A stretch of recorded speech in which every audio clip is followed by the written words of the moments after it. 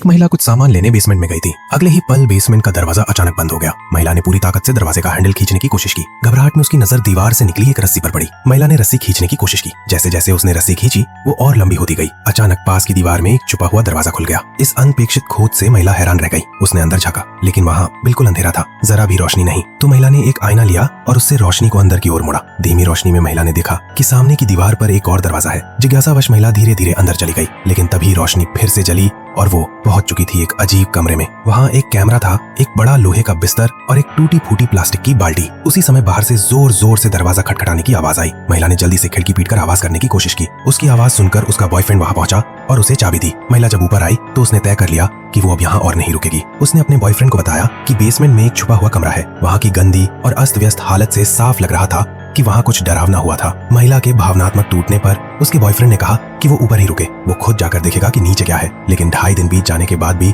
उसका बॉयफ्रेंड ऊपर नहीं आया। डरी हुई महिला ने डर को काबू में रखकर फिर से बेसमेंट में जाने की हिम्मत की। जब वो दोबारा उस रहस्यमय कमरे में पहुंची तो वहाँ उसके बॉयफ्रेंड का कोई निशान नहीं था। ढूंढते हुए महिला ने गलती से एक दरवाजा धक्का देकर खोल दिया। उसके सामने एक लंबी सीढ़ी थी, अंतहीन और अनजान। डरी हुई महिला ने ऊपर से अपने बॉयफ्रेंड का नाम पुकारा। वो बहुत देर तक चिल्लाती रही लेकिन कोई जवाब नहीं मिला। लेकिन अगले ही पल नीचे से उसके बॉयफ्रेंड की मदद की आवाज आई। अपने बॉयफ्रेंड की चीख सुनकर महिला ने हिम्मत जुटाई और नीचे उतरने लगी। थोड़ी ही देर में उसके सामने एक बड़ा दरवाजा आया। पास ही कई जंग लगे लोहे के पिंजरे रखे थे। ये सब देखकर महिला की हिम्मत जवाब देने लगी। वो बार बार सुरंग के अंदर की तरफ चिल्लाने लगी। तभी अचानक उसके बॉयफ्रेंड ने सुरंग की गहराई से रेंगते हुए बाहर आना शुरू किया।